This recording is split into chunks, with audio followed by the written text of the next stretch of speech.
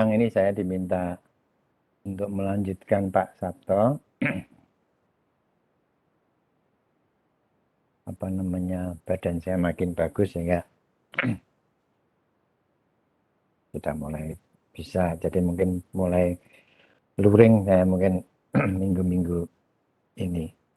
Baik saudara sekalian, saya diminta mengisi tentang populasi propagasi. Kita punya populasi 4 ya. Populasi dasar, populasi pemuliaan, populasi propagasi, dan populasi produksi. Ya, kalau boleh ini propagasi ini populasi yang ketiga. Nah, disinilah sebetulnya riset, hasil riset atau produk perbanyakan riset pemuliaan itu dihasilkan. Oleh karena itu pelan-pelan nanti kita bicarakan tentang keberatannya apa. Nah, apa yang dimaksud dengan populasi propagasi? Pertanyaannya selalu muncul pada waktu saudara tes di kementerian juga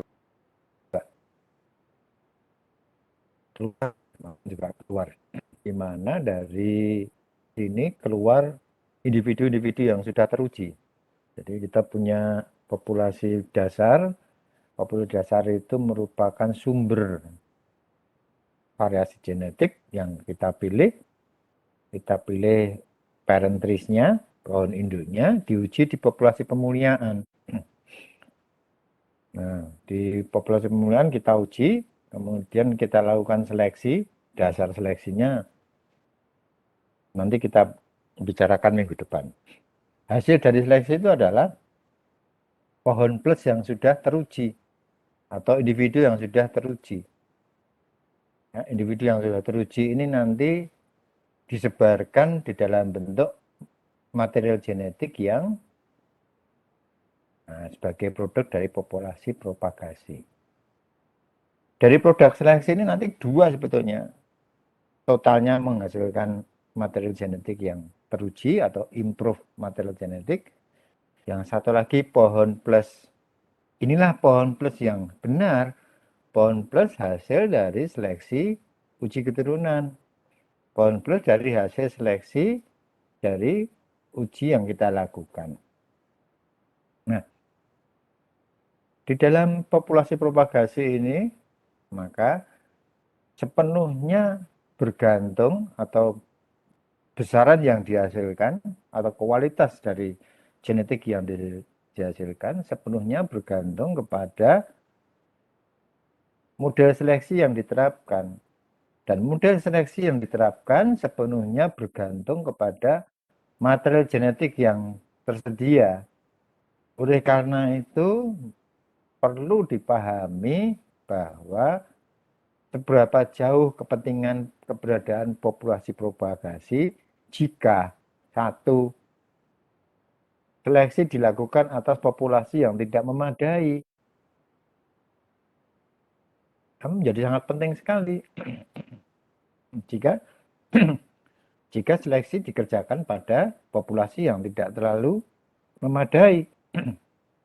Ini yang menyebabkan selalu bahwa setiap program pemuliaan perlu melibatkan variasi genetik semaksimal mungkin. Kalau bisa melibatkan seluruh sebaran alam dari material genetik yang bersangkutan. Yang kedua, ya, tadi yang pertama ini melibatkan seluruh material genetik. Yang kedua, yang paling penting adalah seleksi diterapkan mengikuti perilaku genetik yang ada.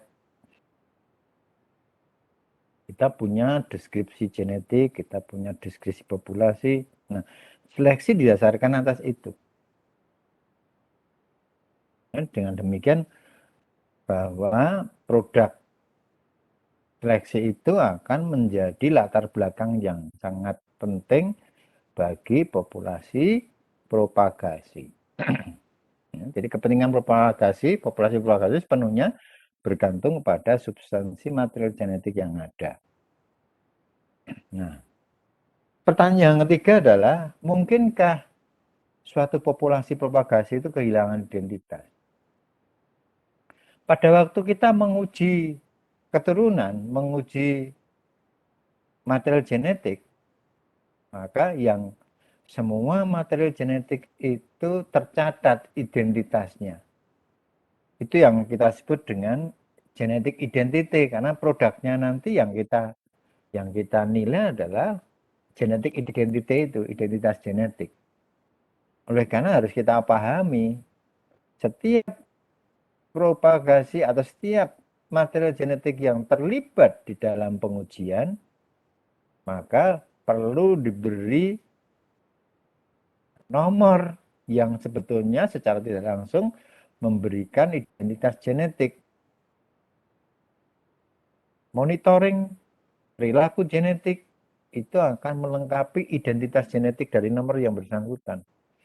Mungkin saudara kemarin-kemarin diberi penjelasan tentang nomor seed lot. Nah, nomor seed lot itu adalah bentuk real dari identitas genetik.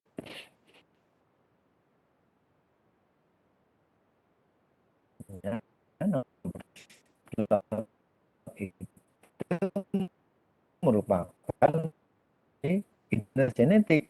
Yang lebih penting lagi adalah deskripsi tentang identitas yang bersangkutan. Nah, itu sebenarnya pemuliaan di dalam metodologi ilmiah seringkali saya berikan satu tatap muka tentang analisis deskripsi, bagaimana kita membaca. Ya, bagaimana kita membaca suatu kasus, bagaimana mulai kita mengenali kasus dan sebagainya. Ini pentingnya pemahaman tentang identitas genetik. Nah, di dalam populasi pemuliaan sebetulnya, nah saya review ini, ada populasi dasar yang menjadi sumber seleksi dari pohon induk parent trees-nya, yang mempunyai sifat-sifat yang kita inginkan. Ya. Saudara juga sebetulnya saudara ini bagian dari seleksi di UGM. Ya, sampai selesai saudara mesti harus melakukan beberapa seleksi. Saudara diberi nilai itu bagian dari deskripsi tentang identitas genetik. Jadi bagian dari itu. Kemudian saudara mengalami populasi pemuliaan, saudara terlibat di situ. Saudara bagian dari yang teruji. Ya. Begitu saudara selesai, jadilah saudara lulusan Fakultas Kehutanan. Ya, lulusan Fakultas Kehutanan. Saudara akan masuk di dalam populasi propagasi. Yang baik ya masuk dari pegawai negeri, yang sangat baik masuk di swasta. Ya, swasta sekarang menjadi sangat baik. Jadi jangan berpikir pegawai negeri tapi kinerjanya di swasta, jangan. Jadi dari populasi pemuliaan ini kita akan memilih pohon plus. Ya, pohon plus ini nanti menjadi pohon-pohon yang terseleksi untuk populasi propagasi. Pohon plus ini juga nanti terseleksi untuk pemulihan generasi berikutnya. Sehingga dari seleksi populasi pemulihan ini, dua hal yang kita peroleh. Satu, populasi yang layak untuk populasi propagasi. Yang kedua adalah populasi atau pohon plus yang dipakai untuk seleksi generasi berikutnya. Jadi ada dua di sini yang dihasilkan. Kemudian dari populasi propagasi ini, nah, kita bisa memilih nanti perbanyakan dari benih yang paling unggul atau klon yang terbaik untuk kepentingan populasi produksi. Nah, proses mulai dari populasi dasar sampai populasi produksi ini memerlukan waktu yang panjang. Ini waktunya sangat panjang. Nah, waktunya sangat panjang. Dan waktu yang panjang ini perusahaan tetap harus bekerja, tetap harus bergulir, kegiatan atau kinerja perusahaan tetap harus ada. Maka ya program pemulihan pohon itu menghasilkan material genetik yang baik, biji yang baik. Oleh karena kita perlu melakukan nanti ada seleksi di dalam setiap kegiatan ini yang bisa kita lakukan supaya program pemulihan jalan terus, kinerja seleksi juga jalan terus. Jadi seperti itu. Ini jadi populasi seperti itu. Nah, ini contohnya seleksi induk. Nah, ini induk jati. Umurnya sama tapi dia memperlihatkan pertumbuhan yang berbeda. Umurnya sama ini, tapi dia lebih cepat tumbuhnya. Dengan ini dia umur 2 generasi yang berbeda. Ya, ini umurnya ini sama dengan induknya. Ini sama dengan induknya dia. Ya. Sungguh demikian, ini mulai nampak ada perbaikan bentuk batang. Ya, jadi ini pentingnya pohon berfenotip baik sebagai pohon induk, bukan pohon induk yang nanti diuji di dalam pemulihan populasi pemulihan. Jadi melewati ikut terseleksi, seleksinya lolos, dia menjadi pohon plus yang siap seperti ini. Ya kan bisa, ya ini pohon plus jati ini, ya, yang ini yang sebelah kiri ini menjadi JPP1, JPP1 ini JPP2, ini saya ambil di daerah Timor ini. Jadi ini pengunduhan pohon-pohon induk yang materi genetiknya bagus. Ini problemnya di dalam pemilihan pohon plus, pemilihan pohon induk itu sebetulnya kita kan kalau pohon itu dipilih berdasarkan fenotip, pemilihan fenotip, ya, sehingga kita sebut fenotip yang superior. Kita tidak tahu apakah fenotipnya itu bagus karena tapak atau memang sebetulnya mencerminkan kualitas genetik yang bagus. Oleh karena itu kebagusan itu, penampilan yang baik itu bersifat sesaat, kita anggap saja bersifat sesaat pada waktu yang kita menemukan cocok dengan pasar, misalnya pangkal batang lurusnya lebih dari 12 meter. Mengapa 12 meter? Karena 12 meter ini dia menghasilkan 2 potongan 6 meteran. Harga kayu jati paling mahal itu pada panjang 6 meter. Sehingga kalau dia bisa 18 meter ya berarti 3 potong 6 meteran. Jadi sesuai dengan pasar. Dan harus saudara ketahui juga bahwa kadang-kadang pemilihan pohon induk itu subjektif. Ya, kadang-kadang subjektif, tetapi kita harus berpikir sedemikian rupa, subjektif ini nanti secara umum semua orang bilang baik. Ya, perlu ada metode yang bisa menjelaskan bahwa walaupun subjektif, tetapi semua orang menganggap itu secara general dia superior. Ya, kemudian bahwa efektivitas seleksi, efektivitas materi yang terpilih ini betul-betul tergantung kepada populasi yang tersedia. Ya, kalau kita memilih dari suatu area bekas dicuri itu kan yang baik-baik yang digunakan. Jangan tersisa yang jelek, maka betul-betul menjadi tidak efektif. Ya, kita menilai pohon-pohon dari sisa TPI, TPTI atau sisa TPI. Maka kita memilih pohon-pohon yang tersisa yang kita juga tidak tahu apakah bengkoknya itu perubahan pembentukan diameter yang tidak seimbang sehingga menjadi lurus kembali atau bagaimana, ya. Jadi efektivitas dari suatu program seleksi itu bergantung sepenuhnya kepada populasi yang tersedia. Ini sebabnya kalau bisa libatkanlah seluruh variasi alam yang ada. Semakin banyak variasi alam yang tersedia, semakin lebar variannya. Ya, semakin banyak variasi tersedia yang dilibatkan, semakin lebar variannya. semakin lebar variansnya, maka kita mempunyai keleluasaan untuk melakukan seleksi. Ya, rumusan itu kan sudah. Ya, jadi seperti itu. Nah, ini contohnya misalnya ini, minta maaf nih saya beri nama. Ini lihat ini, kita punya pola pertumbuhan yang berbeda.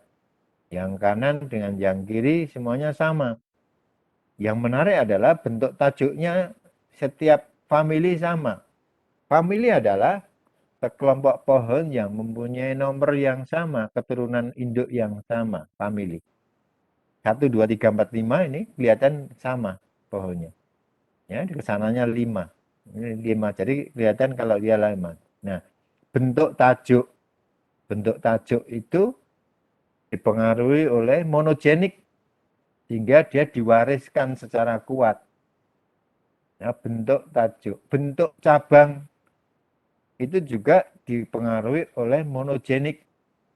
Bentuk batang, setiap kata bentuk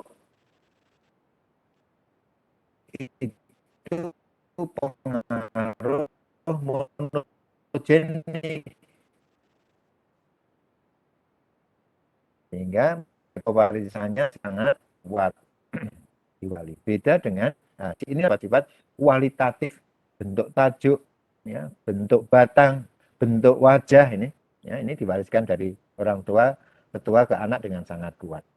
Nah, tinggi, dimensi tinggi ini kan dipengaruhi oleh banyak gen. Di sini dipengaruhi oleh panjang ruas, jumlah ruas yang dihasilkan. Ya. Jadi panjang ruas, jumlah ruas yang dihasilkan, dan masih banyak lagi. Artinya setiap karakter itu kan satu gen. Dengan demikian tinggi pohon dipengaruhi oleh multigenik. Ya, sifatnya kuantitatif. Sifat kuantitatif itu lebih kurang kuat dibandingkan sifat kualitatif. Jadi pewarisan bentuk yang dipengaruhi oleh monogenik ini menjadi lebih besar dibandingkan poligenik atau kuantitatif. Nah, jadi lebih sulit. Ini sekedar membuktikan saja. Nah, saudara sekalian, tadi saya sebutkan seberapa jauh kinerja genetik tersedia. Nah, ini saya sebutkan bahwa status populasi produksi dan hasil perbaikannya, jadi status dari populasi propagasi ini benar-benar bergantung kepada intensitas seleksi. Ya, ini kalau hanya 2 populasi saja, 1 populasi saja yang. Kalau 2 populasi dia akan makin lebar. Ya, ada pertambahan, jadi dia makin lebar, variasinya makin besar. Kalau 3 populasi, dia akan makin besar. Semakin banyak populasi yang terlibat, maka semakin lebar. Pada tahun 92 untuk studi sengon, saya kirimkan 80 mahasiswa ke Maluku. Ya, untuk koleksi benih sengon. Tahun 80-an itu 90-an ya. Tahun 70-80 ya, pemulihan pohon Pinus merkusii itu melibatkan sekitar 100 mahasiswa. Ya, saya hanya dapat sekitar 800 hektar. Dari 800 hektar itu hanya bisa memilih sekitar 16 pohon. Bayangkan kalau 1 hektarnya ada 400, berarti 800 itu 40 ya, 4 juta sekian pohon. Jadi kita bekerja setiap hari jalan saja, seleksi. Oleh karena itu kelebihan dari para pelaksana lapangan adalah kemampuan untuk membuat deskripsi. Ya, membuat deskripsi yang lebih baik, yang lebih cermat, membuat laporan yang ada. Jadi dengan demikian ini semakin lebar, maka kapasitas seleksinya akan semakin bagus. Seleksi kan ada di sini nanti. Kalau dia lebar, lebih mudah. Kalau dia lebar, maka S-nya, seleksi diferensialnya menjadi lebih lebar. Ya, kalau seleksi diferensialnya lebih lebar, maka berarti nanti akan genetik gennya akan lebih besar. Nah, oleh karena itu, ini mengapa perlu makin lebar? Sama dengan pertanyaan ini. Bagaimana jika pengujian genetik yang dirancang tidak berbeda nyata? Ini konsekuensi dari kita menggunakan materi genetik yang sempit. Peluang atau kejadian tidak berbeda nyata akan merugikan kita. Semakin banyak materi genetik yang terlibat, semakin ya kita bisa membuktikan bahwa ada beda nyata di antara varian genetik. Ya, kemudian yang kedua, ini semakin banyak variabilitas yang tersedia, semakin banyak populasi alam yang terlibat, maka kita akan bisa membuat populasi propagasi yang lebih cermat, produk populasi genetik yang lebih akurat, jadi lebih bisa dipertanggungjawabkan. Ya. Nah, seringkali pada waktu seleksi kita dihadapkan dengan ini. Bagaimana jika populasi propagasi itu, ya, bagaimana jika nanti produk seleksi itu mengalami kemunduran genetik karena perubahan lingkungan? Ini selalu terjadi. Kemunduran genetik adalah kebaikan dari material genetik yang tidak bisa mengantisipasi perubahan lingkungan. Ya. Jadi, ini dia perubahan lingkungannya P sama dengan, masih ingat, G plus E plus IgE, interaksi GE. P sama dengan fenotip sama dengan G plus E plus IgE. E-nya berubah. Otomatis P-nya bisa naik, bisa turun. G-nya berubah, P-nya mesti turun. Perubahan lingkungan bisa menurunkan fenotip. Nah, oleh karena itu, maka melibatkan populasi yang banyak itu bagian dari pengujian yang baik. Kita akan punya identitas genetik yang banyak. Ya, sehingga produk dari populasi pemulihan yang teruji itu semakin baik. Kemunduran genetik terjadi apabila kita menggunakan material genetik produk seleksi itu pada dua masa atau siklus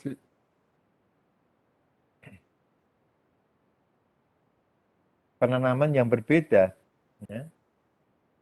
Siklus pertama, 10 tahun pertama dengan 10 tahun kedua berbeda. Sekarang saja, apa yang berbeda? Suhu rata-rata. Pada waktu mahasiswa saya suhu rata-ratanya masih 27-28. Sekarang saudara melihat dari BMKG, suhu rata-rata naik menjadi 31, 29 sampai 31. Bahkan Surabaya suhu maksimalnya mencapai 44 derajat Celcius. Sangat panas. Nah, kalau panas perubahan seperti itu, apa yang berubah?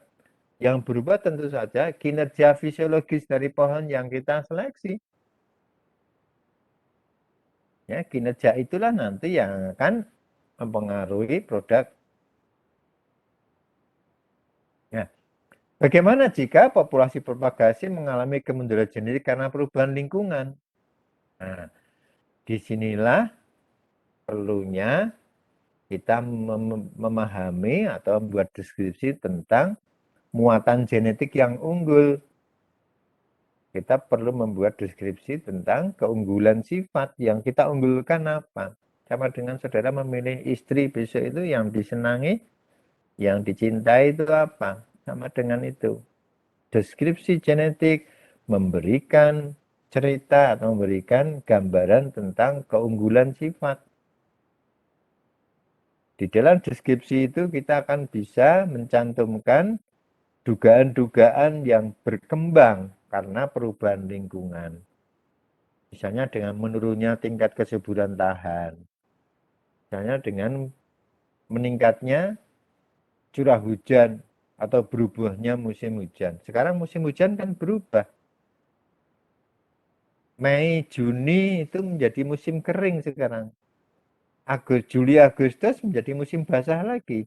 Sehingga ada dua peak musim puncak curah hujan tinggi pada Januari dan musim hujan tambahan pada bulan Juli Agustus. Ini akan mempengaruhi kinerja fisiologis pohon. Akibatnya akan mempengaruhi deskripsi yang kita bikin. Ya, catatan saya sekarang banyak bekerja di lapangan untuk atsiri, sehingga ternyata pengaruhnya besar sekali. Perubahan musim itu, saudara boleh ikut saya, tapi saya galak sayangnya. Saudara nanti akan dibantu risetnya, analisis kimianya. Ya, saudara boleh. Nanti saya terbantukan untuk Indofood. Kemudian lagi untuk ada kelompok tani yang cukup besar di daerah Malembeng di Gunung Kencana sana, saudara bisa ikut di sana. Nah, di sini genetic gain sama dengan H kali S, selective differential kali derajat pewarisan sifat. Semakin diwariskan besar, semakin tinggi genetic gain-nya. Ya, oleh karena itu, sifat-sifat yang monogenik itu mempunyai heritabilitas yang lebih baik dibandingkan sifat yang poligenik. Sifat monogenik itu bisa 90% diwariskan. Sedangkan sifat-sifat kualitatif diameter tinggi itu lebih rendah, dia hanya 60% kurang lebih, sehingga jauh lebih rendah dibandingkan sifat-sifat monogenik.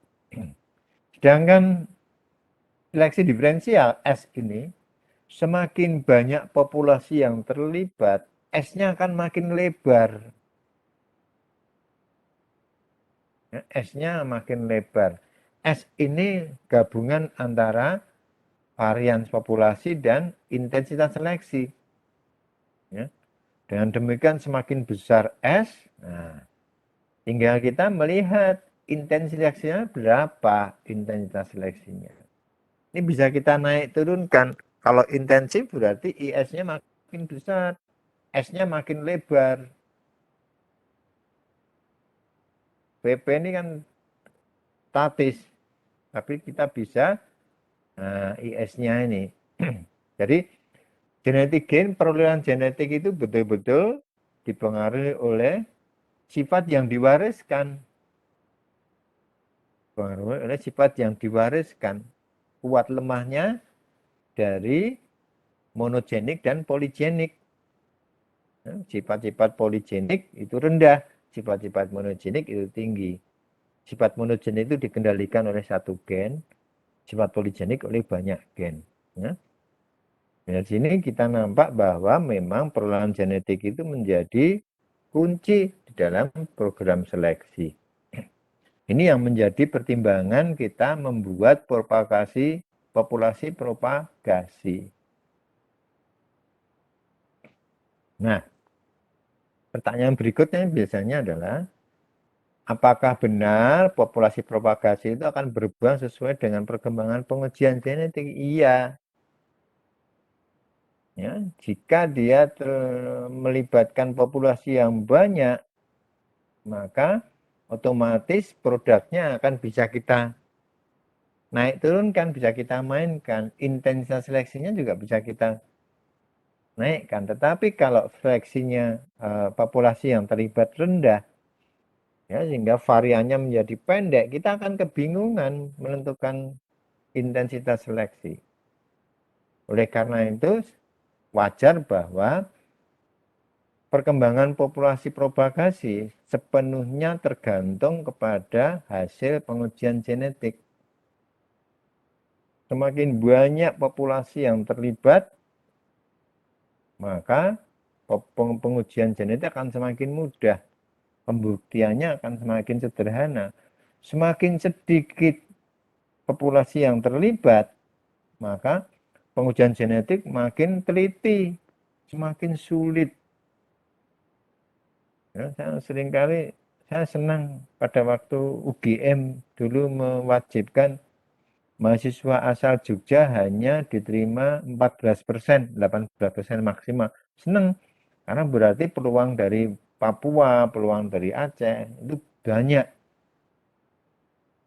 Ya, kemudian UGM ditekan, di daerah sudah ada universitas lokal, sehingga jangan terlalu ekspektasinya terlalu tinggi untuk menerima mahasiswa dari luar.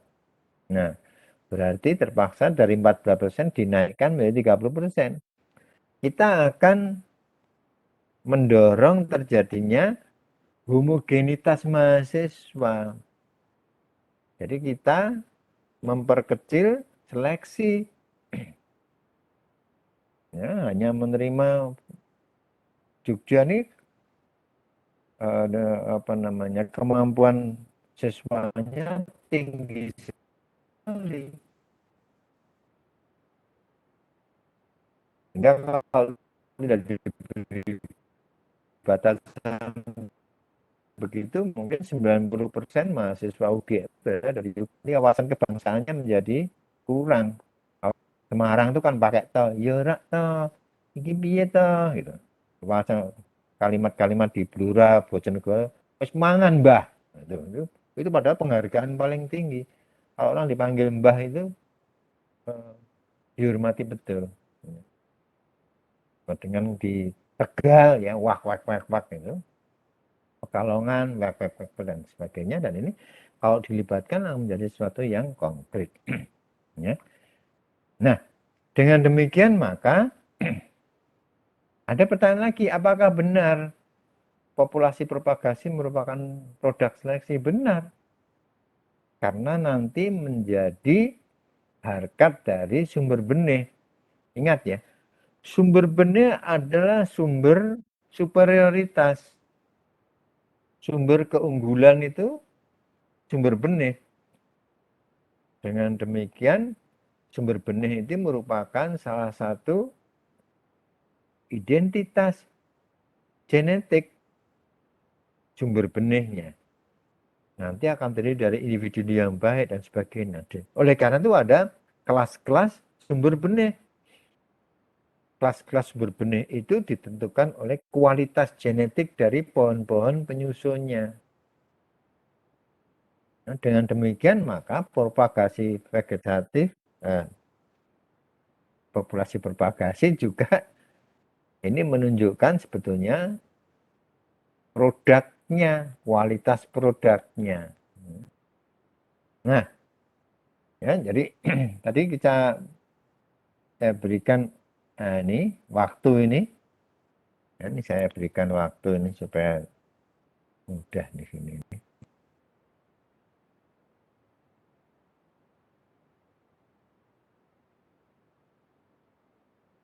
Nah, ini ya dari sini waktunya panjang dan ini perusahaan tetap harus jalan. Ya. Pada Pinus Mercusi ini program pemulaannya memerlukan waktu 20 tahun dan ya, waktu itu perusahaan tetap jalan. Oleh karena itu kita gunakan berbagai macam sumber benih. Saudara bisa melihat kualitas genetiknya dari sini. Ya, sumber benih, orang hanya memilih zonasi koleksi benih dari zonasi saja. Zonasi Jawa, zonasi Pekalongan, zonasi Purwokerto. Nah, itu zonasi. Ya. Jadi nanti dari situ akan keluar benih. Jadi kita melihat bahwa tidak ada perhatian terhadap kualitas genetik. Yang kedua, mulai dilakukan seleksi tegaan. Ya, seleksi tegaan. Jadi tegaan kita banding-bandingkan. Hasilnya apa? Tegaan benih teridentifikasi. Identified seed source. Tegaan benih teridentifikasi. Dengar suara cewek ini. Apa itu? Nah, dari sini akan keluar benih sama. Cuman saudara lihat, ya pendek sekali. Ya, tingkat seleksinya terlalu massal sehingga lebih rendah. Kemudian yang ketiga, mulai kita pilih pohon yang bagus-bagus, pohon yang fenotip bagus. Hasilnya apa? Benih. Tetapi jumlahnya kan sedikit. Ini sudah mulai bagus ini. Oleh karena itu pada tikan yang lebih baik, dari benih hasil seleksi pohon yang baik ini kemudian dibulk, dicampur, kemudian ditanam. Namanya tegakan benih terpapankan, established seed stand. Established seed stand. Tegakan benih terpapankan. Jadi 5 benih dicampur, kemudian ditanam. Ya, 2 tahun pertama sebelum tajuk bertemu dilakukan penjarangan. Yang ditebang adalah pohon yang lambat, pohon yang kerdil, pohon yang cacat.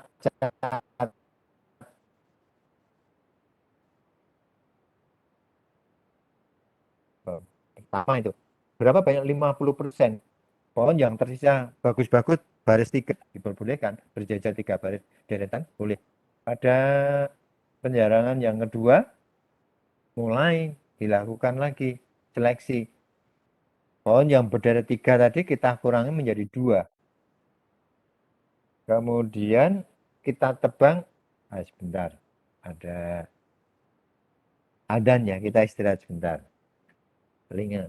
Rumah saya juga dekat masjid sehingga ada adzan dulu. Ini kita istirahat dulu.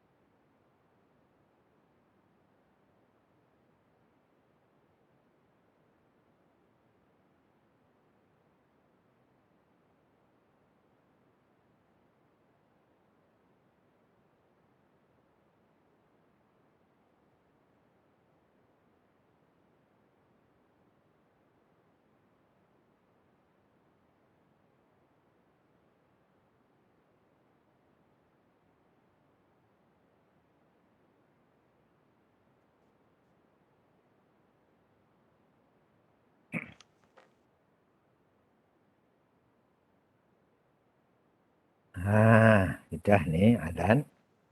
Ya, hampir saja minum lupa. Ya, jadi yang ketiga ini dibek, ini dicampur, kemudian 50% penjarahan pertama diambil.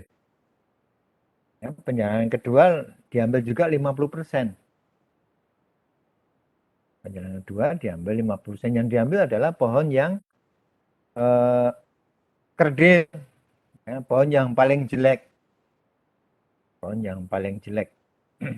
Tadi pohon dari 3 menjadi 2. Kemudian mulai dilakukan penjarangan yang ketiga. 50% juga. Jadi perlahan-lahan nanti yang tersisa adalah pohon yang baik-baik saja. Ini namanya tegakan benih terpapankan. Bahannya adalah individu yang baik. Ada lagi tegakan benih ini dibek tetapi berdasarkan asal usul. Tadi ada dari Blora piye Mbah, dari Semarang piye to,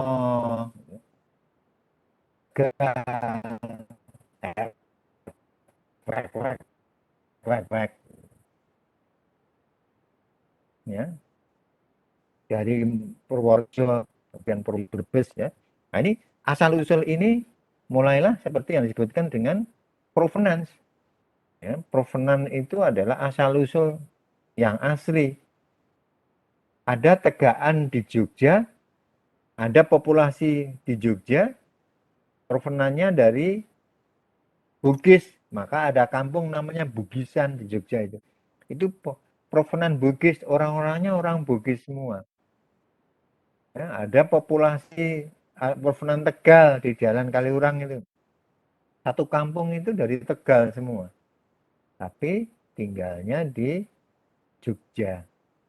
Ya. Jadi ini kemudian diuji.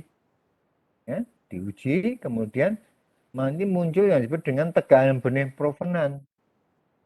Provenan tertentu saja yang kita pilih. Dan tegangan benih provenan ini kadang-kadang dia lebih baik dibandingkan individu. Kadang-kadang. Yang ketiga, mulailah kita ke uji keturunan. Uji keturunan adalah, mungkin Pak Sabto sudah menjelaskan panjang lebar, yang menguji tentang potensial genetik. Ya, potensial genetik. Jadi yang bermanfaat itu informasinya. Pohon-pohon yang baik-baik ini kemudian kita tanam dalam bentuk kebun benih klon atau kebun benih semai, kebun benih klon KBK. Ya. Hasilnya adalah benih. Atau ini yang baik-baik ini kita ambil beberapa untuk kebun pangkas. Hasilnya juga benih sebetulnya. Kalau semakin ke bawah, maka individu yang terlibat semakin kecil. Semakin ke bawah, individu yang dihasilkan semakin kecil. Ya, semakin ke bawah sebetulnya ini memberikan identitas mulai perlunya populasi propagasi. Dengan demikian sebetulnya populasi propagasi di bagian bawah ini merupakan populasi yang menjadi tempat perbanyakan individu-individu hasil pemuliaan, hasil seleksi. Hingga hasilnya benih yang lebih berkualitas. Di sini ada kebun benih klon, ada kebun benih semai. Kebun benih klon ini adalah informasinya bagus-bagus, kemudian diklon dijadikan kebun benih. Kebun benih semai itu tanaman uji keturunan. Dikonversi, kemudian dijarangi mengikuti skema penjarangan tertentu.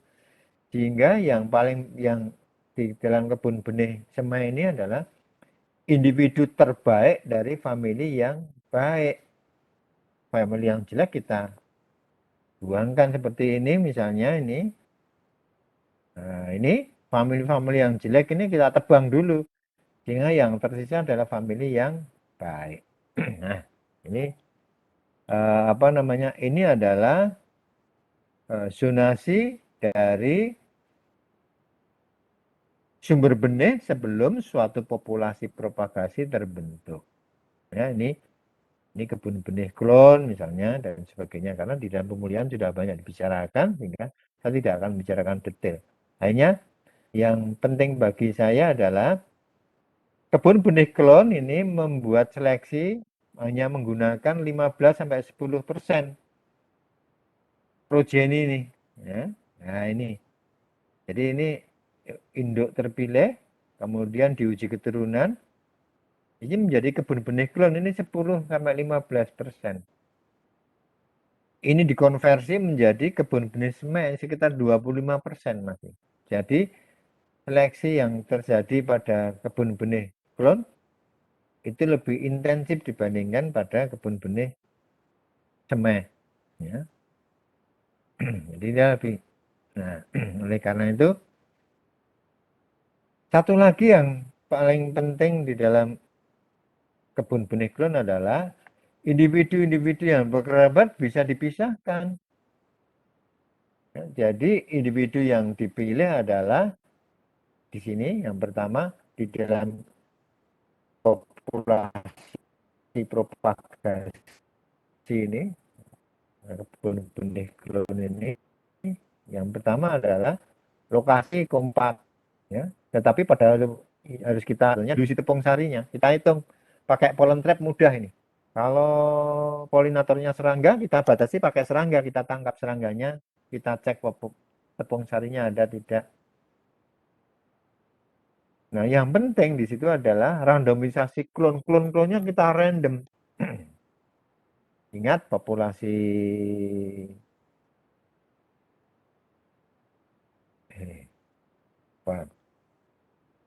yang mendorong terjadinya perkawinan random. Ya. Sehingga karena populasi yang random, perpisahan random, maka kekerabatannya akan minimal. Ya, kalau dua hal yang penting adalah kontaminasi. Setiap sumber benih semacam ini perlu dibuat isolasi. Di bagian tepi ini ada isolasi supaya tepung sari dari luar tidak masuk. Ini kontaminasi. Ya, jadi di situ akan terjadi kontaminasi. Nah, ini saudara sekalian. Ya, ini kebun pangkas. Tadi di belakang, tadi di depan, maaf. Saya sampaikan ada satu lagi unit namanya kebun pangkas. Ini kebun pangkas. Bisa kalau saudara praktek bisa melihat kebun pangkas. Ini luas sekali nih. Saya ambil di daerah mana antara Purwokerto Tegal itu. Ya, ini luasnya 12 hektar nih kebun pangkasnya. Ya, terlalu ekstensif, yang terlalu luas. Ya, rugi sebetulnya terlalu luas begini. Lebih baik kecil-kecil tapi di daerah dekat dengan tanaman. Ya, jadi ini terlalu luas. Lihat ini terlalu luas nih 12 hektar. Yang paling penting di dalam suatu kebun pangkas adalah ya, di dalam populasi propagasi adalah berapa sprouting capability-nya, berapa produksi sproutingnya, sprouternya berapa ini, terubusannya berapa. Karena kebun pangkas ini vegetatif. Kalau bangklon, kebun benih klon ini generatif. Ya, jadi kita punya dua hal yang berbeda. KBK ini hasilnya adalah biji dari persilangan individu yang baik-baik. Dengan kebun pangkas ini, KP ini juga populasi perbanyakan berasal dari individu terseleksi. Sehingga yang paling penting adalah ada tiga hal pada waktu seleksi dilakukan. Pertama adalah berapa protein yang dihasilkan pada setiap saat. Karena ini nanti berhubungan dengan potensi vegetatifnya. Kemudian yang kedua, berapa routing capability. Tadi sprouting ability. Yang kedua adalah berapa routing ability-nya. Stek yang banyak ini apakah kemampuan berakarnya berapa. Biasanya kita patok 57%. Proteinnya tergantung. Kalau pinus itu begitu kita sudah establish, sekali sprout bisa 20, 30. Kalau eukaliptus sekali sprout bisa 60, 50, 60, tergantung pada jenisnya. Tapi kalau meranti sekali sprout dia hanya sekitar 6, 7 saja. Jati itu sama, maksimal 10. Ya. Jadi ingat, saudara ingat, semakin dekat dengan tanah, ya, sprouternya ini semakin dekat dengan tanah, maka rooting ability-nya semakin tinggi. Rooting ability ini, kemampuan berakarnya menjadi semakin tinggi. Semakin jauh dari tanah, maka ya, rooting ability-nya semakin rendah. Termasuk hubungannya dengan akumulasi hormon. Ya, ini pada Pinus radiata, ini pada Pinus mercury yang saya bikin di Jember dulu, ini pada akasia. Ya. Inilah yang disebut dengan CME, CMA, multiplication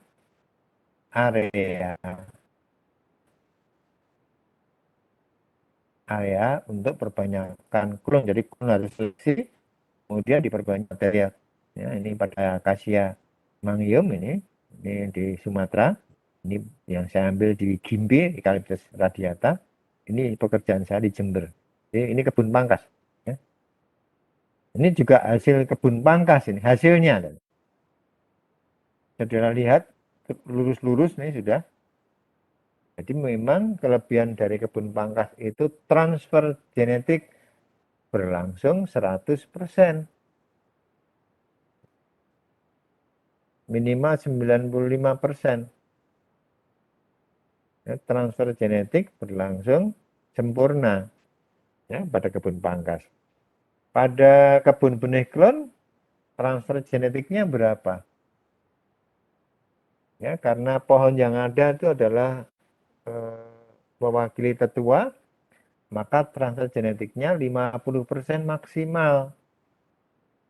Jadi 25-50% transfer genetiknya. Kalau kebun benih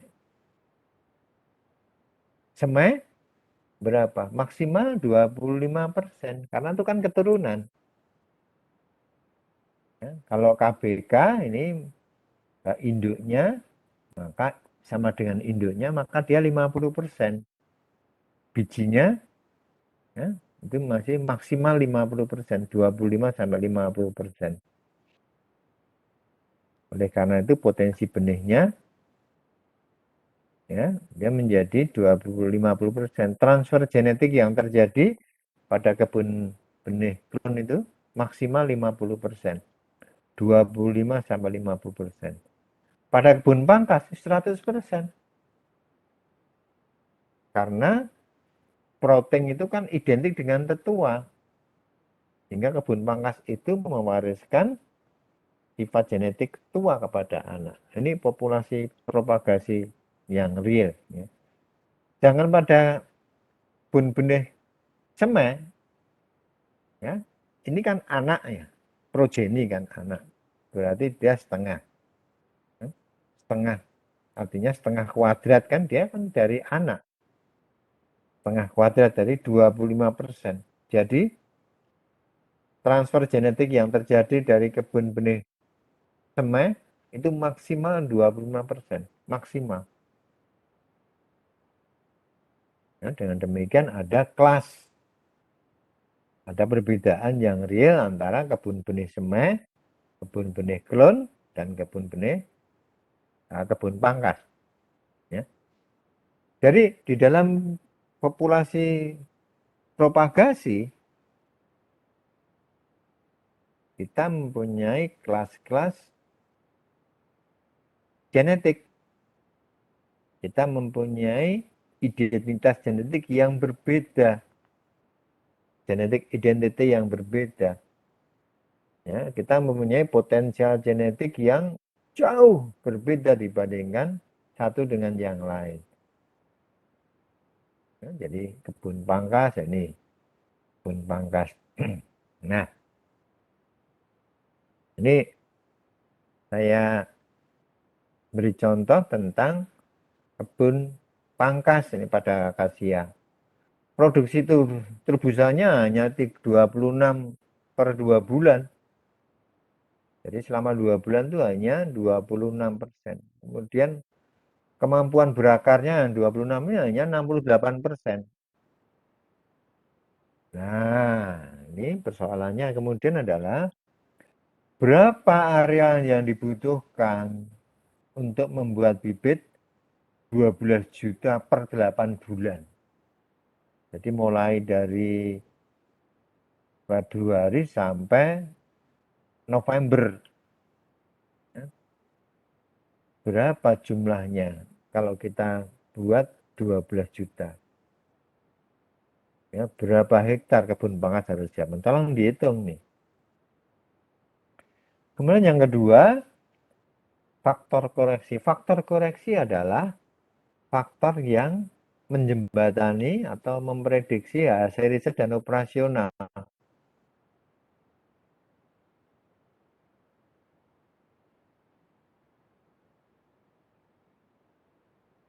Hasil riset itu berbeda dengan hasil operasional. Tergantung nilai perbedaannya bisa tinggi. Ya, bisa saja faktor koreksi riset ini tidak 64% tapi 80% bisa. Tergantung. Ya, saya konsultan dari beberapa perusahaan. Tiap kali orang menganjurkan si A, si B, si C, dia nanti akan menulis hasil risetnya, kemudian kita koreksi. Aduh, faktor koreksinya kebesaran. Misalnya ada kelapa kopior, ya, kelapa kopior yang diusulkan satu institusi. Dia bilang ini nanti akan berbuah pada tahun ketiga. Saya tanya berapa persen? 60% berbuah pada tahun ketiga. Saya baca-baca, kemudian saya baca reference dia. Saya hitung nanti, aduh, tahun ketiga. Tahun kelima dia masih 40%. Saya sampaikan. Ya, faktor koreksi ini betul penting sekali. Dan ini secara tidak langsung menempel pada penelitinya. Ya, dari konsultan harus tahu nih, oh penelitinya si A, kita membuat faktor koreksi sekian. Jadi semua hasilnya kita koreksi dengan, ya, ada yang tinggi, ada yang rendah. Peneliti-peneliti itu kebanyakan seperti itu. Ya, bisa saudara. Nah, dengan demikian, ini adalah contoh kasus perhitungan yang bisa saudara pakai. Ya, biasanya saya kalau membuat soal seperti ini, ya, soal saya berupa essay. Ya, ini juga sama. Ini di Brasil ini. Di Brasil ini hasil dari risetnya itu 107 meter kubik per hektar per tahun riapnya. Oh, tinggi sekali. Finishnya perhutanan itu aja hanya sekitar 9 meter kubik per hektar per tahun. MHP itu meningkat dari 20 meter kubik per hektar per tahun menjadi 37 meter kubik per hektar per tahun. Tetapi risetnya 65 meter kubik per hektar per tahun. Jadi real di operasional dia lebih rendah. Nah, ini kenyataannya di operasional hanya 65 meter kubik. Nah, ini juga ini saudara harus jujur, harus masuk di dalam perencanaan produksi. Karena dia hanya 64 meter kubik sehingga 50%. 60%. Ya. Jadi faktor koreksi data risetnya itu 60%. Ya. Ini harus masuk di dalam perhitungan. Nah, kemudian yang kedua, sama berapa selisih luasan area penanaman jika disiapkan untuk produksi 130 juta meter kubik per hektar. Ini kita mau produksi berapa sebetulnya? Kalau riapnya hanya 64 meter kubik per hektar per tahun, Berapa arealnya untuk produksi 132 juta? Ya, saudara berhitung. Kemudian saudara buat kalkulasi dengan faktor koreksi dan sebagainya, kita akan mendapatkan, ya, itu penting untuk konsultan. Faktor koreksi ini benar. Ya, banyak peneliti. Saya sampai punya hitungan kalau peneliti UGM, kalau IPB, kalau ITB gitu. Kalau swasta UGM, swasta IPB, jadi saya punya pada waktu menilai proposal itu dasarnya seperti itu. Ya. Si A, si B, si C ini sebetulnya secara tidak langsung dia mempunyai faktor koreksi yang berbeda satu dengan yang lain. Saya memeriksa prediksi dari IPB beda dengan UGM. Ya, harus tahu. Nah, ini adalah kebun pangkas. Nah, ini saya tunjukkan kebun pangkas eukaliptus. Ini tadi pinus ya. Ini eukaliptus. Ini dalam bentuk bedeng-bedeng. Nah, seperti ini. Jangan dikira ini pendek. Ini satu set ini jumlahnya 400-an. Ya, produksinya 12.000 nih satu bedeng tiap bulan. Ya, produksinya 12.000. Ada saudara membeli biji, ya, lebih efektif. Inilah populasi propagasi. Populasi propagasi bisa di dalam bentuk generatif, hasilnya biji, tapi bisa dalam bentuk vegetatif.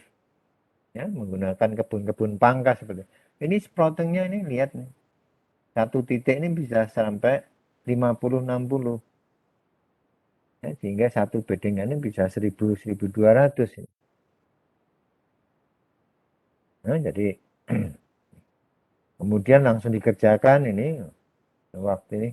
Ini waktu saya masih bekerja dulu, saya minta tenaga saya, laki-lakinya hanya 5. Ini wanita semua. Nanti dibagi shiftnya 24 jam, dibagi 3 shift. Laki-lakinya hanya penghubung saja, yang bekerja semuanya wanita. Kenapa? Kalau laki-laki, kalau wanita itu ya, nanti begitu dia menurun, kasih gosip aja. Ih, si Anipar itu tadi malam, kemarin saya ketemu dia bawa wanita. Wah, sudah. Mereka ambil ngomong, kan si Anipar. Tapi tangannya tetap membuat stek. Kalau laki-laki enggak. Wah, si Anipar kemarin bawa wanita misalnya. Berhenti dia mengeluarkan udut, merokok. Berhenti 10 menit.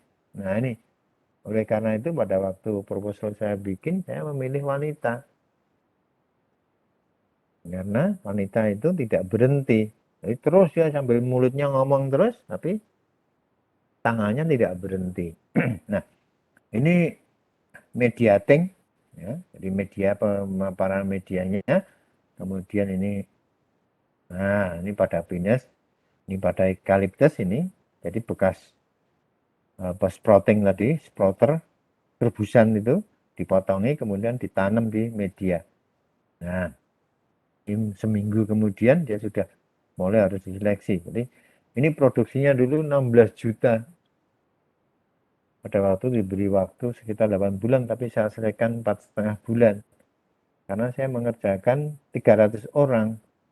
Saya bagi menjadi 3 shift. Ya, 3 shift itu 100-100 orang. Laki-lakinya hanya 5 maksimal. Lainnya wanita semua. Dan ternyata efektif sekali. Kemudian ini kita biarkan di sini 2 minggu. Kemudian setelah 2 minggu dia tumbuh akarnya cukup bagus, kita pindah ke lapangan. Kita letakkan dia di dalam area flying nursery sementara. Jadi di sini ada populasi propagasi, ya, menjadi tempat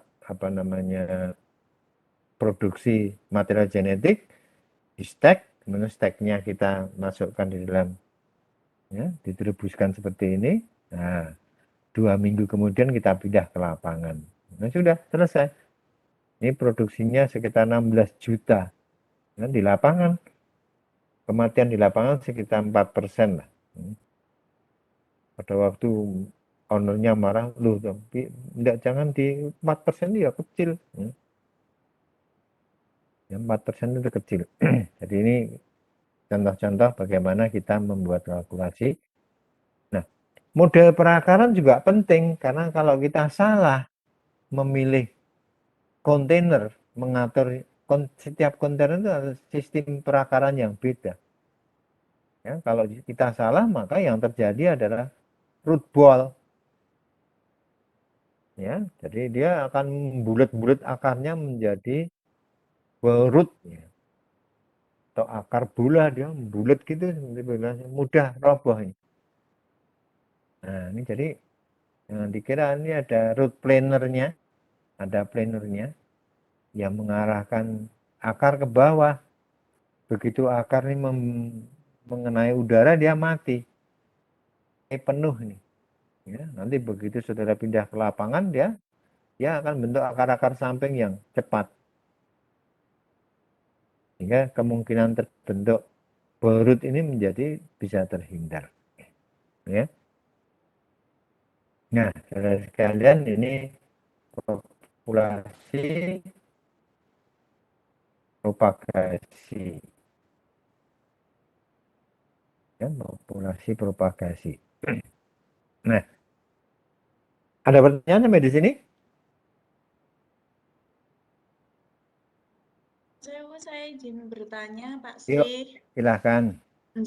Tadi Pak Sri menyampaikan salah satunya ada bauxit ya, jadi benih-benih yang dicampur gitu. Nah, saya ingin menanyakan kalau bauxit itu identitas genetiknya pripun nggih, Pak?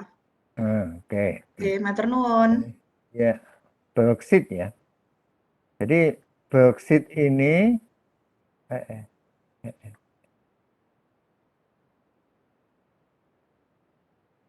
nah, ini bauxit ini kita identitas genetiknya ada di sini.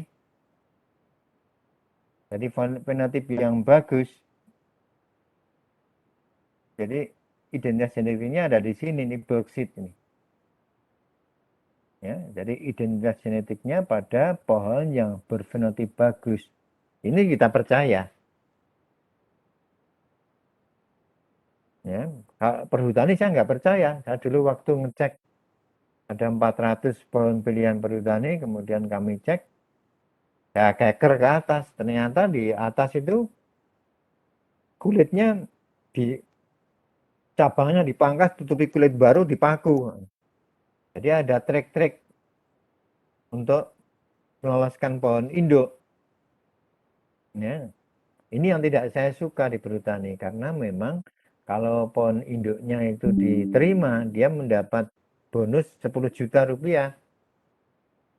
Jadi kalau dia bisa 20 pohon diterima, dia mendapatkan 200 juta.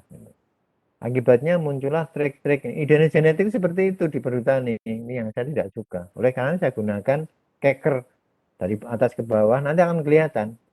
Nanti begitu ada seperti bekas pakuan gitu, saya suruh naik.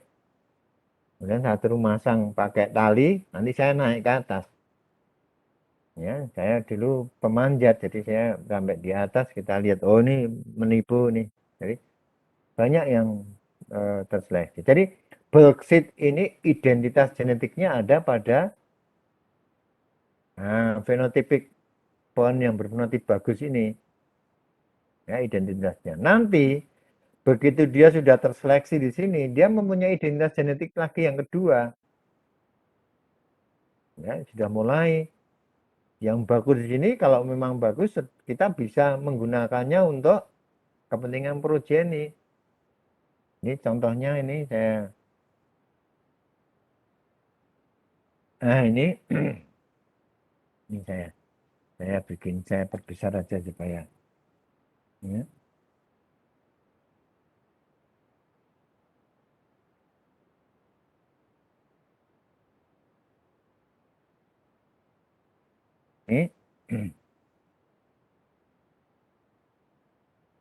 Ini tadinya kita memilih dari perhutani. Ini saya memilih pohon-pohon di perhutani. Kemudian ternyata ada pohon yang bagus ini. Nah, lihat ini, hampir 2 kali. Dari sini saya baru tahu bahwa tipikal ini pasiran kebetulan. Jadi pohon ini bagus untuk tipikal tanah pasiran. Ya, tipikal tanah pasiran. Jadi ini kalau kita pilih, maka di dalam deskripsi genetiknya, deskripsi pohonnya, ya, identitas genetik itu di situ tertulis. Ditemukan seperti ini, bagus pada lahan yang pasiran, harus ada. Deskripsinya harus jelas. Ini kelebihan dari metode Umi Haniin, Profesor Umi Haniin itu memang dia bercerita tentang panjang lebar. Ya, deskripsi genetiknya jelas. Ini lihat ini bagus ini. Ya. Jadi identitasnya jelas. Kemudian di lapangan nanti ternyata dia variasinya masih lebar. Walaupun masih lebar, dia sudah di atas rata-rata semua. Nah, kita bisa membuat lagi deskripsi untuk yang di atas. Tetapi yang jelas adalah pohon ini tipikal dari pohon-pohon pasiran. Ini deskripsinya sudah jelas. Jangan diletakkan di daerah yang berlempung.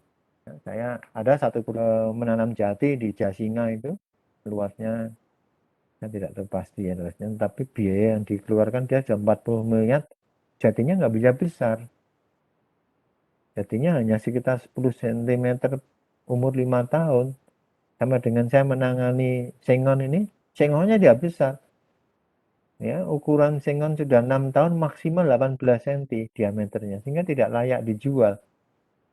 Oleh karena saya buat modifikasi.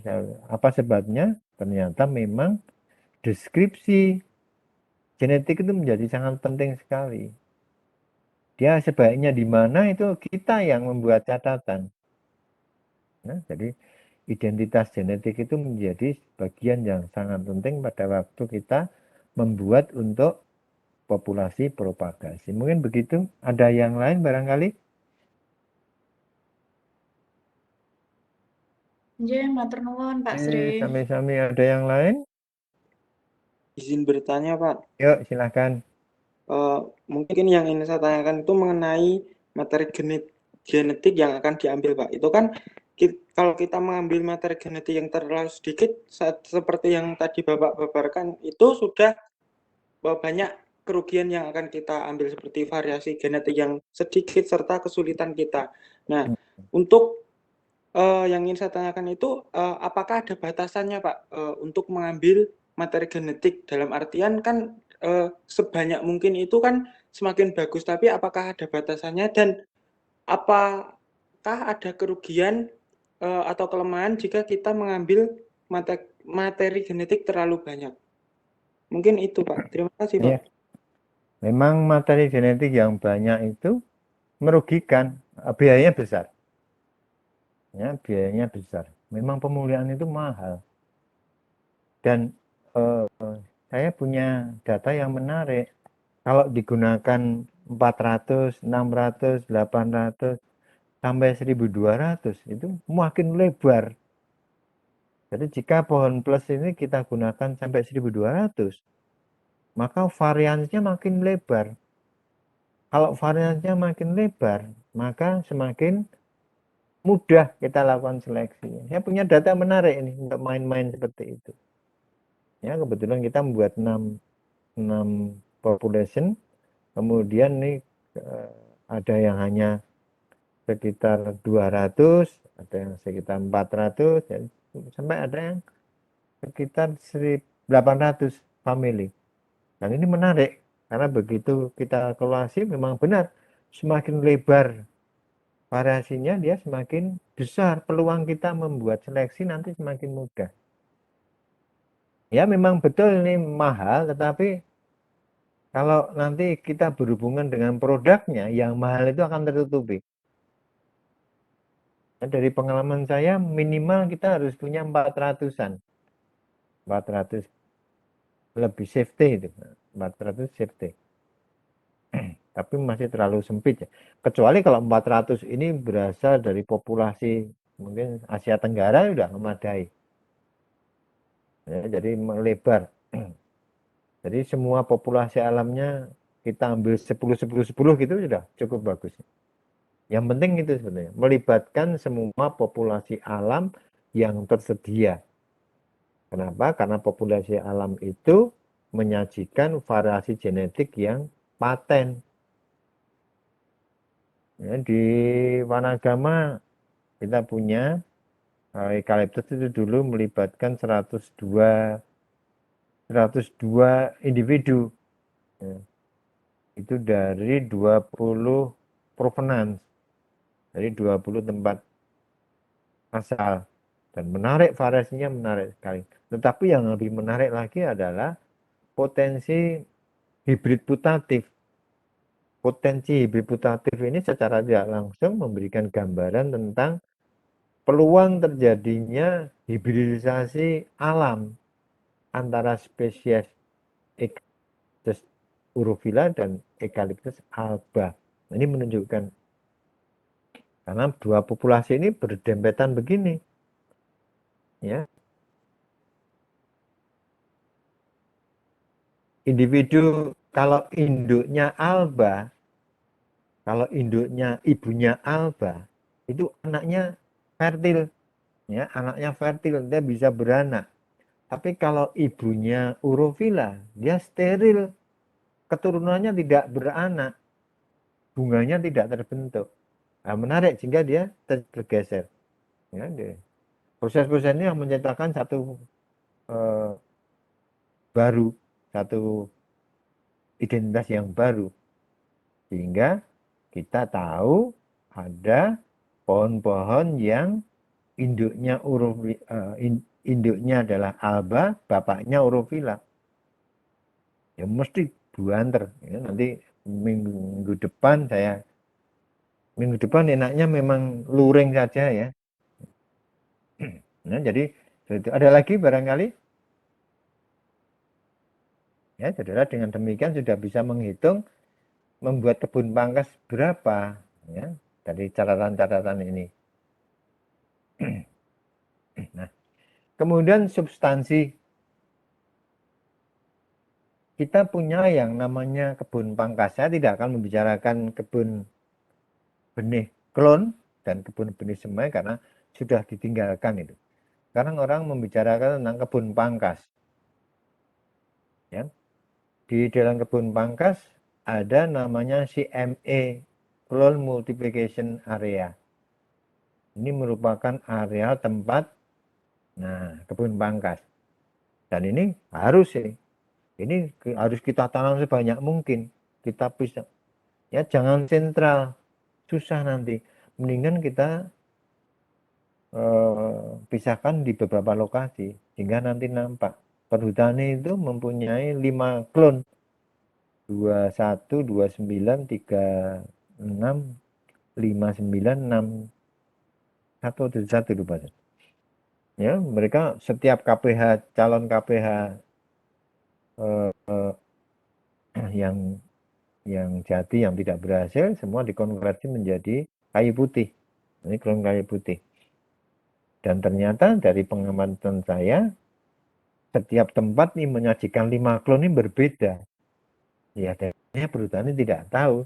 Dan saya memang diam saja, ya, karena saya bukan konsultannya perhutani. Ya, sehingga saya ukuri secara kualitatif dan kuantitatif.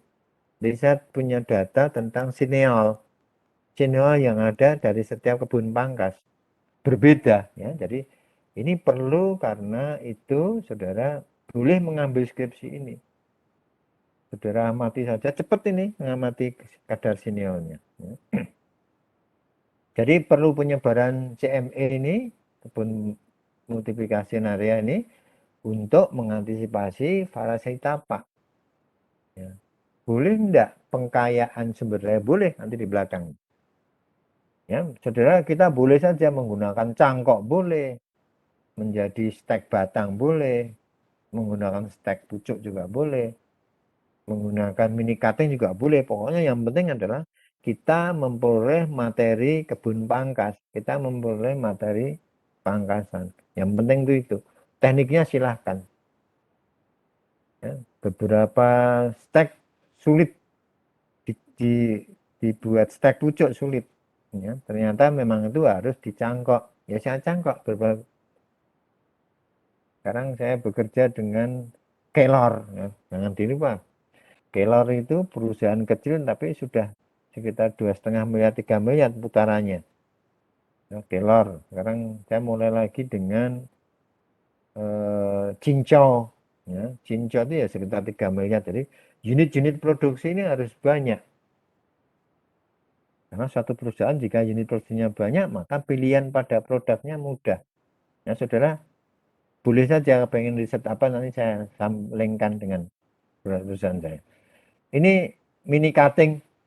Jadi kecambah itu dibiarkan tumbuh, kemudian dipotong terus di stack. Ya, seperti yang saya lakukan untuk kemenyan.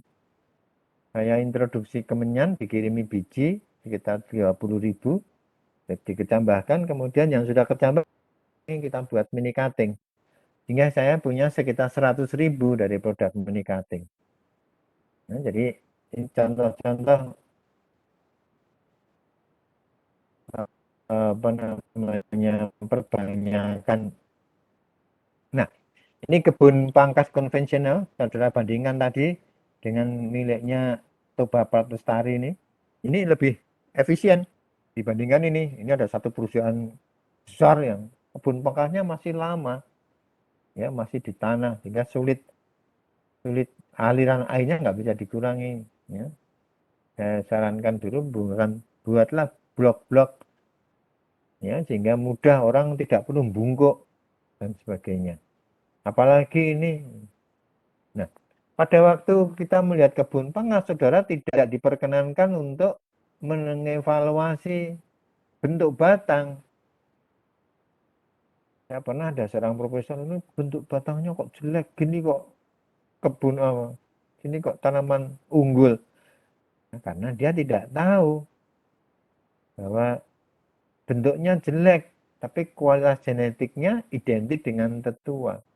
Yang kita butuhkan terubusannya. Ya, pada waktu saya nganter DPR RI itu menjelaskannya sulit banget. Tapi kalau menggunakan uang cepat, ya menggunakan nilai rupiah cepat. Nah ini contoh-contoh yang populasi propagasi yang operasional ini. Lihat bentuknya jelek, tapi sprottingnya tinggi. Ya. Saya lebih senang memperkerjakan wanita daripada laki-laki. Nah ini dalam bentuk bedeng-bedeng terbuka.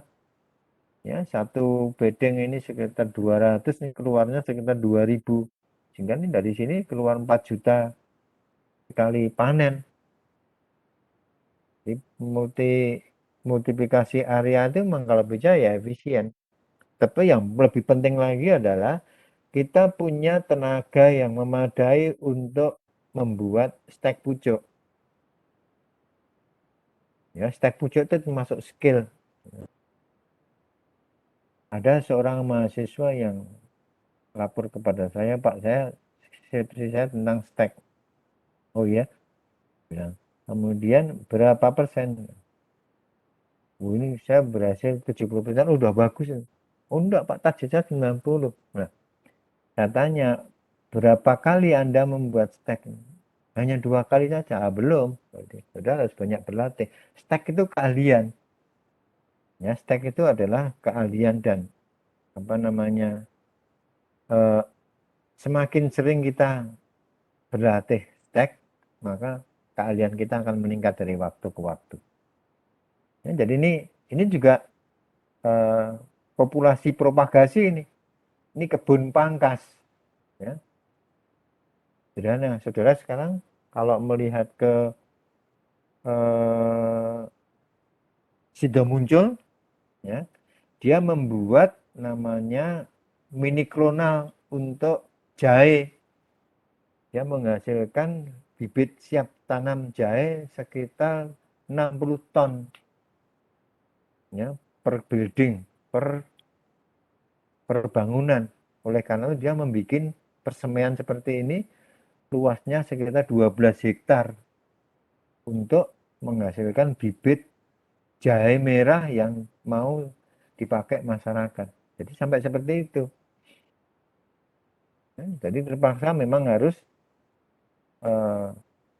populasi propagasi ini kadang-kadang mahal, ya. Nah ini kan tidak efisien. Kata bandingannya lebih efisien. Ya, mini clonal gardennya lebih bagus. Kemudian lihat ini lebih bagus wanitanya, ya. Jadi lebih cepat wanita daripada laki-laki. Laki-laki kebanyakan merokok.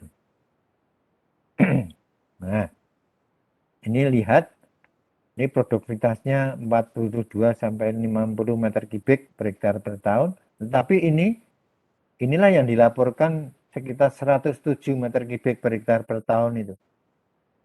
Ya. Ini antara persilangan 3 jenis ini. Eucalyptus urovilla dari Indonesia, Saligna dari Australia, kemudian Grandis dari Australia Timur. Ya, Grandis ini untuk kecepatan tumbuh. Grandis untuk kecepatan tumbuh dan bentuk batang. Kemudian Saligna untuk kemudahan propagasi vegetatifnya, untuk keunggulannya terhadap kanker akar. Jadi dia menggabungkan gen 3 macam spesies ini dalam satu persilangan. Ini yang menjadi 107 meter kubik per hektar per tahun, walaupun untuk skala operasionalnya dia hanya 67 meter kubik per tahun, tapi skala risetnya dia 107 meter kubik per hektar per tahun. Lihat ini kan rapat banget nih. Ya. Kemudian ini juga eukaliptus ini saya dikirimi gambar ini milik orang Indonesia di Brasil. Dia menguasai 60.000 hektar. Ya, orang Indonesia di Brasil dia menguasai 60.000 hektar.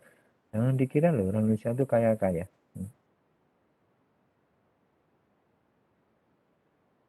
Nah, ini yang jeleknya ini.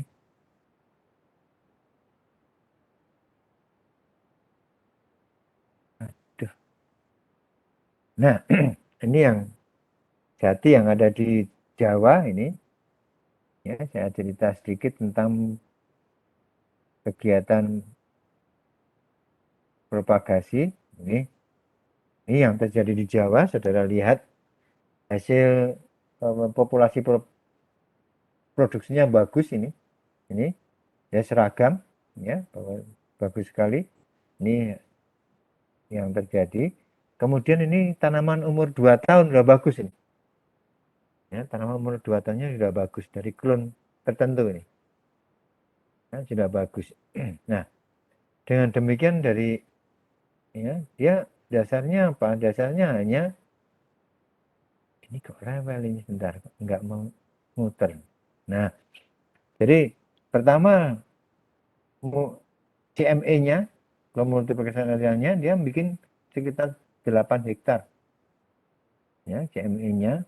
Kemudian stek pucuknya diproduksi seperti ini. Jadi nanti ada orang yang khusus mengkoleksi, kemudian mengirimkannya pakai sepeda. Isinya orang berlalu lalang pakai sepeda. Isinya apa? Membawa stek pucuk. Ya, kemudian dari CME kemudian menjadi nursery biasa ini dan ditanam di lapangan.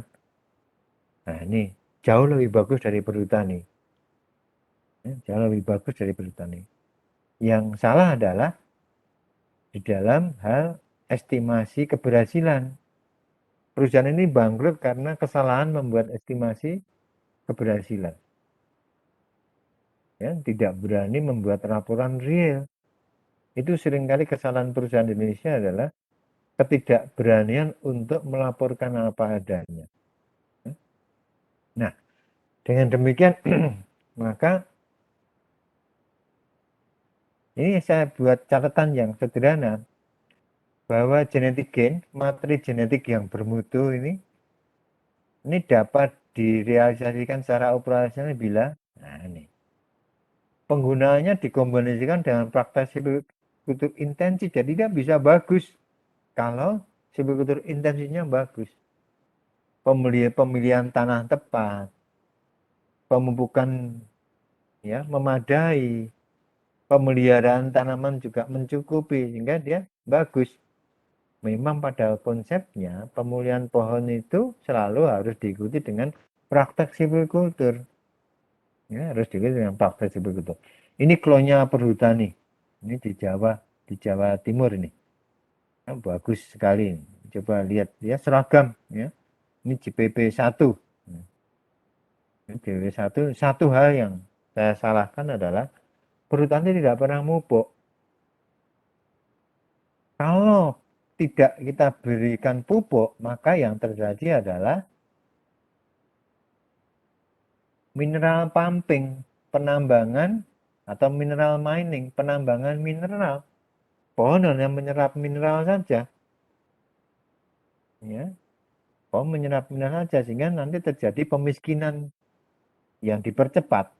Nah, ini di Wanagama ini bagus ini umur 2 tahun ini. Ya. JPP 1 memang lebih bagus. Ya, JPP 2 juga lebih bagus lagi. Nah, saudara sekalian, mari saya buktikan antara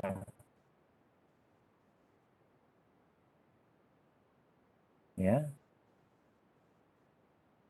kebun benih klon dengan kebun itu adalah klon yang baik untuk menghasilkan generatif. Tadi saya nyatakan bahwa jika pohon-pohon yang baik kita kumpulkan, kita biarkan mereka bersilangan, maka hasilnya adalah biji yang berkualitas, tetapi nilainya hanya 50% maksimal dari keturunan induk. Ya, nilainya hanya 50% dari keturunan induk. Kenapa? Karena si biji ini berasal dari 50%.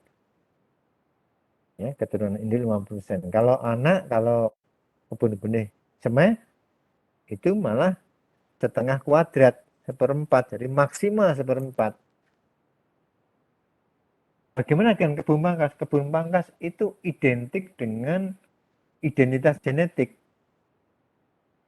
Sehingga kebun pangkas itu sama dengan, oleh karena itu, mengapa harus kita sadari bahwa pemulihan pohon itu mengarah kepada clonal forestry, penanaman dengan klon, karena dari kebun pangkas, dari penggunaan klon, itu menghasilkan 100% transfer genetik. Bagaimana dengan mini cutting? Mini cutting ini bagus, hanya seringkali mini cutting ini dipakai untuk tujuan yang salah. Mini cutting ini adalah benih yang disemaikan dari semai yang ada kemudian di cutting. Nah, ini berarti ini nilainya juga sama dengan kebun benih semai. 50% kita kuadratkan hingga 0,2 atau 25%. Ya, jadi ini semakin ke bawah ini rendah. Ya, yang paling tinggi adalah kebun pangkas karena identitas genetiknya sama dengan induknya. Ya, jadi kita harus bisa. Nah, kemudian di dalam populasi propagasi bisa tidak diperbanyak materi genetiknya? Boleh. Di dalam suatu kebun pangkas kita bisa menambah material genetik. Dengan cara apa? Dengan cara membuat klon dari penampakan di alam, di lapangan. Klon-klon ini akan menghasilkan perbedaan yang nyata. Oleh karena itu nanti ada satu topik khusus di dalam pemulihaan yang disebut dengan analisis klon. Ya, klon ini kan dari tempat yang berbeda. Nah, ingat tadi, semakin mendekati tanah, kapasitas berakarnya, rooting capability-nya dan menjadi tinggi. Berarti ada struktur yang berbeda. Perbedaan ini yang harus kita antisipasi.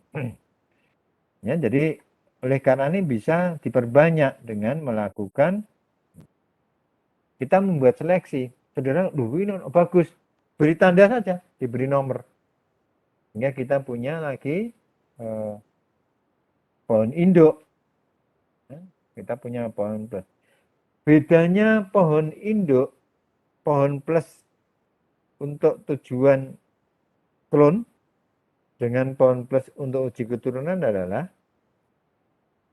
pohon plus untuk uji keturunan, pohon yang satu dengan yang lain harus terpisah. Karena kalau berdekatan nanti crossing, bias. Beda dengan pohon induk untuk uji untuk propagasi, populasi propagasi. Pohon yang berdekatan, yang berdampingan bisa kita pakai dua-duanya. Karena yang kita nilai adalah potensi pertumbuhan individunya. Tidak lagi kepada hasil persilangannya. Jadi ini boleh kita tambah. Materi genetiknya terus makin tambah, makin tambah. Ya, dia makin tambah, makin tambah. Nah, sampai di sini ada pertanyaan. Ini sudah jam 12.40. Saya kira.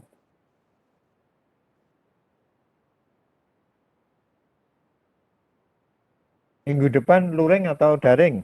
Saya sih ikut aja.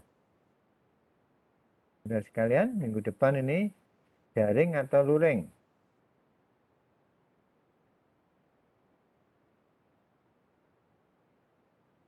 Oh gitu, luring daring aja ya. Saudara bisa sambil tiduran, dan juga bisa di bawah ini pakai celana pendek ya. Jadi menghemat sabun ya, menghemat cuci dan sebagainya. Nah, saudara sekalian, ini saya kira minggu depan saja ini tentang substansi, tentang namanya hibrid dan hibridisasi bagi klon. Demikian barangkali tidak ada pertanyaan. Kalau tidak ada, saya akhiri di sini. Kita sebentar, saudara jangan bergerak dulu. Ini mau saya potret kehadirannya.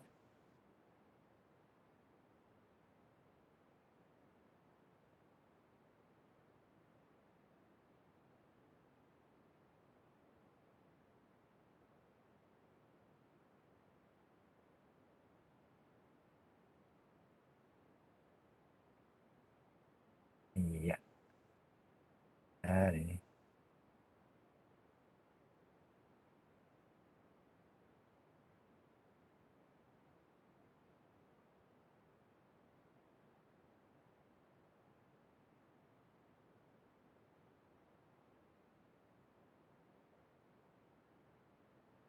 Ah.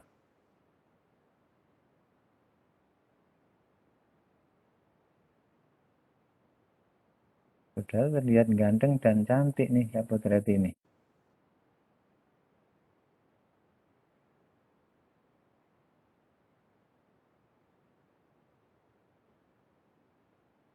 Hari ini sudah mulai.